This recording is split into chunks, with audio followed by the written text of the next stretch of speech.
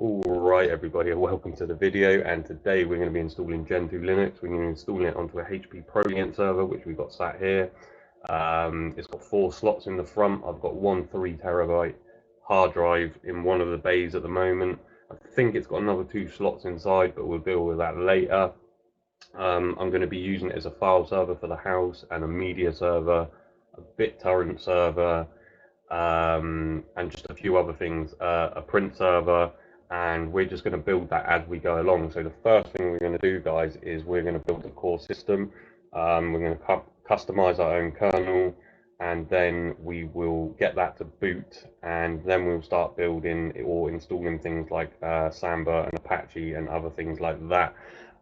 So the first thing we are going to do, guys, is I've got 2 putty shells up here, and as I'm going along, I might switch between them if I need to, just so that while something's doing something, I can do something else. But anyways, guys, I'm currently SSH'd into the live minimal USB bootable CD thing, and I'm going to begin partitioning my hard drives, guys. I currently do have a partition with something on it, so I'm going to have to do this a bit different, guys, but we're going to go into parted. I believe I am filming the correct screen. Yeah, so I'm just going to set my desktop up quickly, guys, so that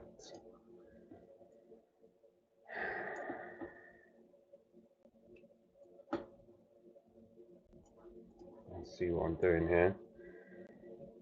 So what we're going to do first, guys, is we are going to begin by partitioning the drives.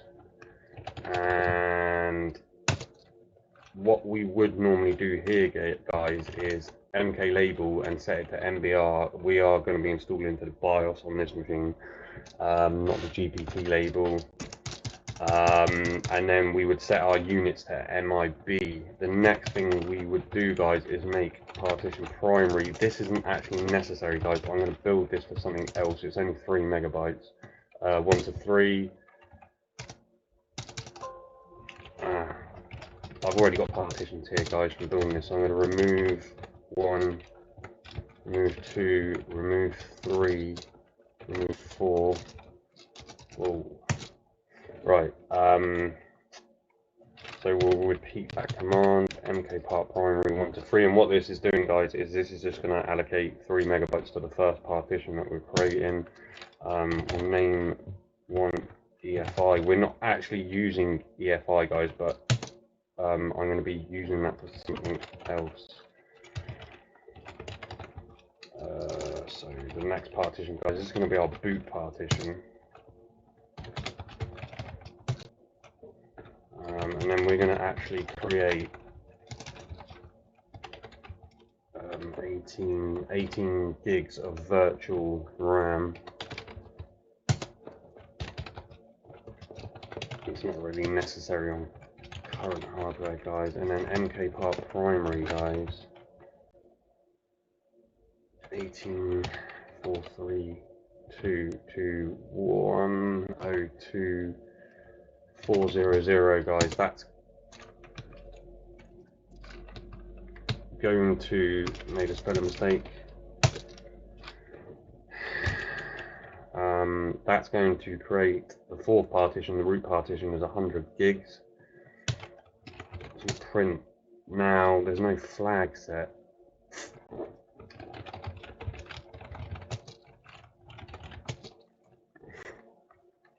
Right, come out of there, guys. Next thing we want to do, guys, is create a file system for our boot. I'm just going to use FAT32 here, guys. We need a capital F there. Dev SDA2. We're going to make swap minus capital L, which is the label, guys. Dev SDA3 to activate the swap. We didn't give it a label. Swap on, guys.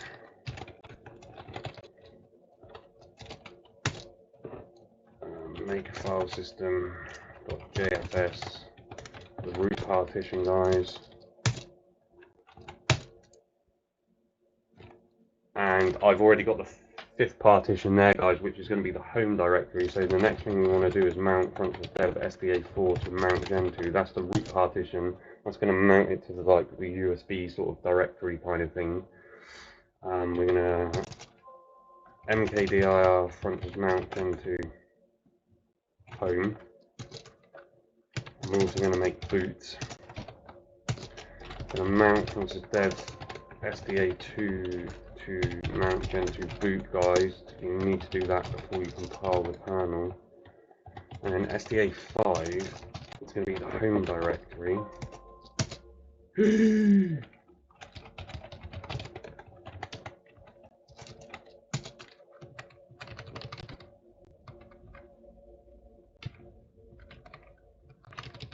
I'm going to mount that to mount.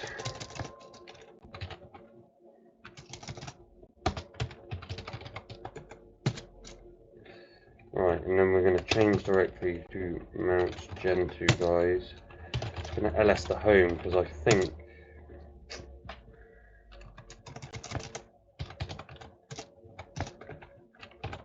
I stored. Yes. So, guys, I'm going to update the clock quickly. ntpd minus q minus g.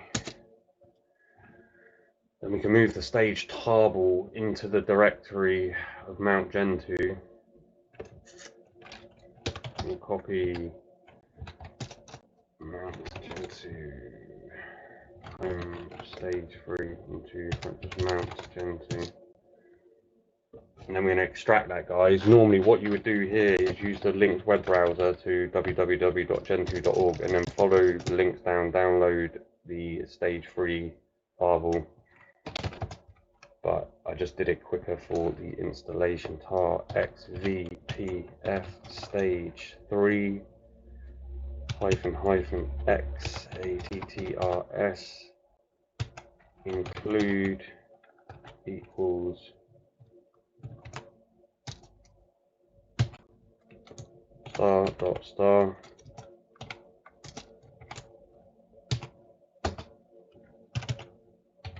numeric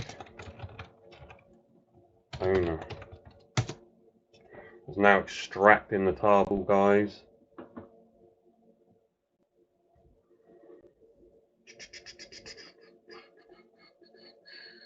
And after this, you would normally edit the make.conf as well, but I've got a copy of the one that I'm using for this system, but we'll copy it and have a look at it quickly.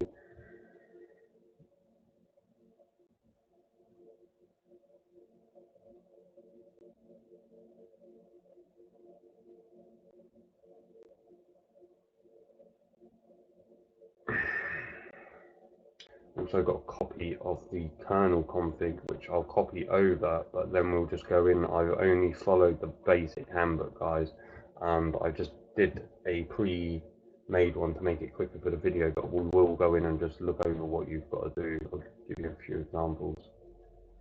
Okay, that's extracted, guys. So the next thing we want to do is we want to copy that make.conf from mount Gentoo home make.conf to front of mount Gentoo etc portage make.conf, overwrite it. Right, I'm going to cat that file onto the screen, and as you can see, guys, we have some things up here that is meant to say grub platforms, but it's out anyway. We've got our processor types, we've got the CPU flags, which are used for this machine. Once you've cherooted, you can merge CPU ID to CPU flags, and then get that and pop the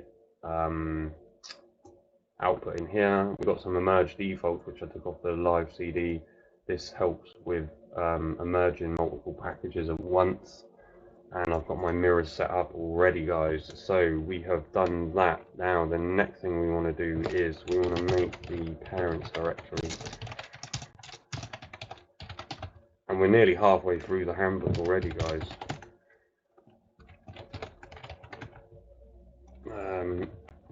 No.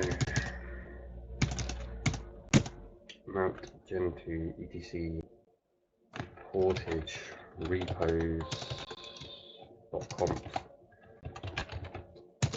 And then we want to copy, which is mount Gentoo user share Portage config repos.conf to mount Gentoo etc Portage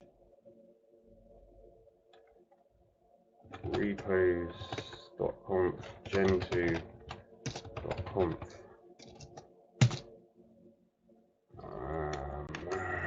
And then we need to copy our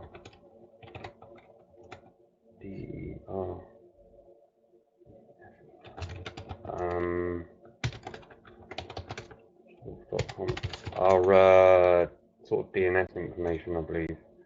Mount Gentoo etc.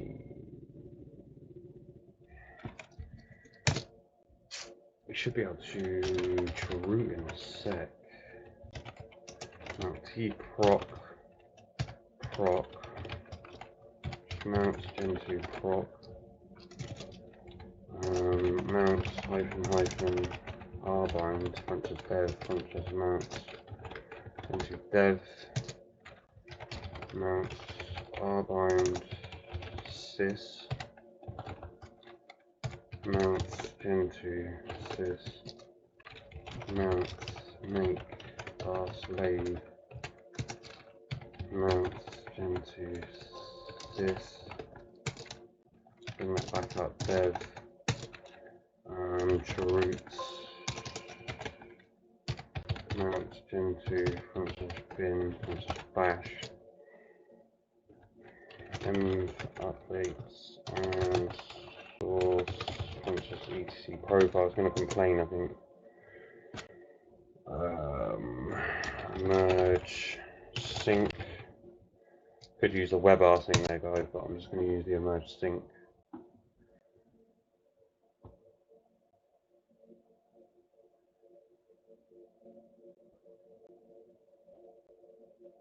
I'm just going to pause the video there, guys, while that's syncing. Alright guys, that's finished emerging, and it's going to want us to emerge Portage with the one-shot command, but that is going to bring back some Python errors, I believe. So we're going to have to update the world set, then we should be able to re-emerge Portage. Now that is going to take a little bit of time, maybe. Right, so ask for both update new. Do we need the at on the end of that?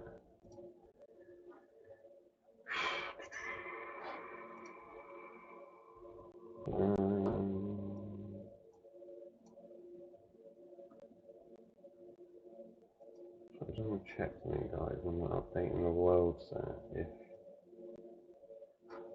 yeah, I'm going to be using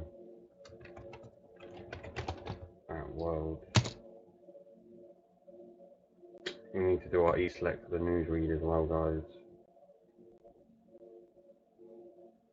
We can see how long the packages, or how many packages we got here. We're going to do glibc as well. So yeah, it's switching the Python over here, guys. So this is another cool thing about Gentoo. See these guys? This is the flags.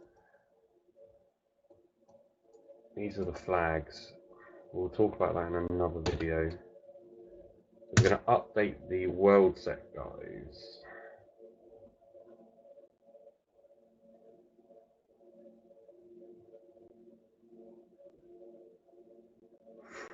See this, what's happening here as well, guys. I took something off the live CD here, which is pretty cool, and it's a sort of different way of merging packages. I guess it stacks them and then runs multiple compiles at one time. I need to look into it properly, but it's quite interesting. I found this by accident. So what we need to do now, guys, is, well, that's just running these jobs. What I'll do is, can I switch? Yeah, I can. So I've switched the windows, guys, and we're going to cheroot back into our environment. And we can actually first home.config user source.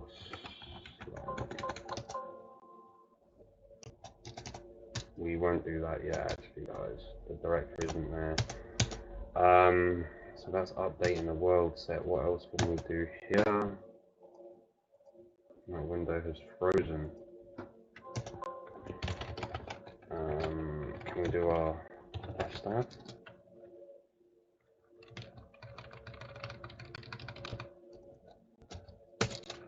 So this is another thing, guys. Well, you're doing other things. When you get the hang of it a bit, you can SSH in on another shell. And while it's doing jobs like that, you can start fixing up the rest of the installation.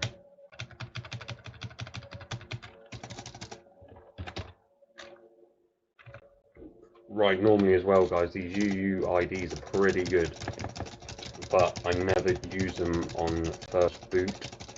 Mine never seem to match.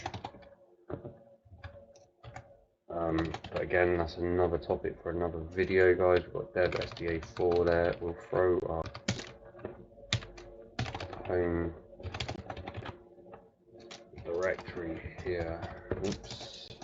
And this home folder, guys, is also going to be used for Samba. This one's actually ext4. The one above is JFS. And guys, just a little mistake in there, and your file system will be read write only. I think this is meant to be set as O2. I'll check this later.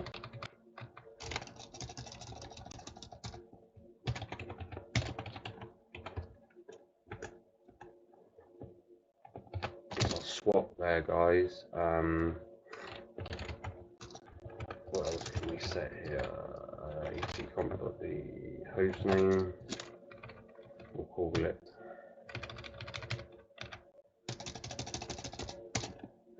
home server.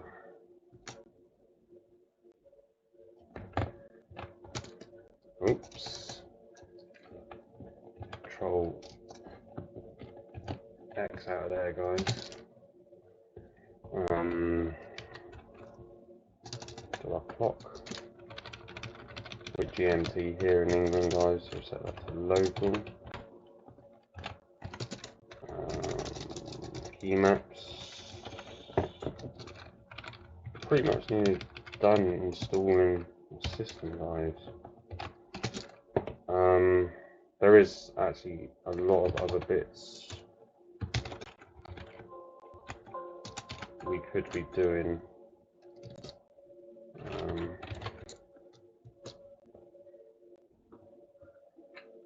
Do you want to link these guys with ln-s, not l?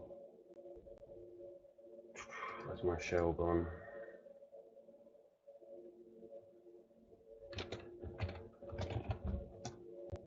I spelled this correct. ln-s. I'm going to do this nets dot hello to nets dot. Hopefully I can copy this from the putty shell, guys. Yeah. And we're not actually using the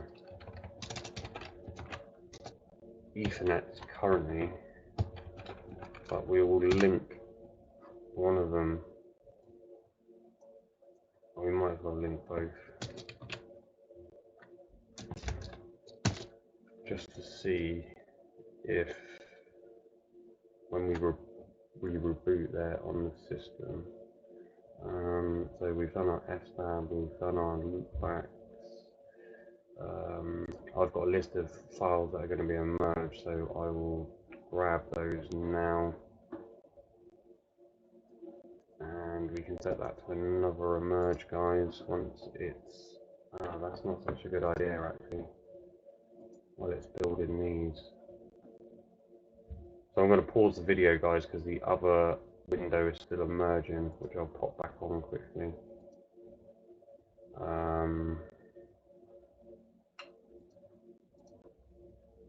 So that's compiling glibc, and that might take a little bit of time, guys, but I'll pause the video until that's done, and we'll come back shortly. I think I've configured most of the other system files that need to be configured. Or we could do the time zone. But actually we'll do that afterwards, guys. It's only one file. So I'm going to pause the video, let that emerge, and we will come back afterwards.